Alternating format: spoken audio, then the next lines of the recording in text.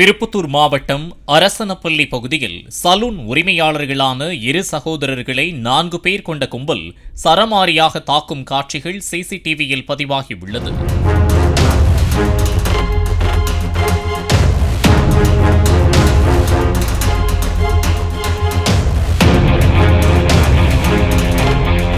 Salon கடையில் புகுந்த மூர்த்தி மற்றும் அவரது நண்பர்கள் தங்களுக்கு உடனடியாக முடித்திருத்தம் செய்ய வேண்டும் என கூற, கடை உரிமையாளர் ராகவேந்திரன் கடையில் கூட்டம் அதிகமாக உள்ளதால் காத்திருக்குமாறு கூறியதால் ஆத்திரமடைந்த கும்பல் தாக்கியதாக கூறப்படுகிறது.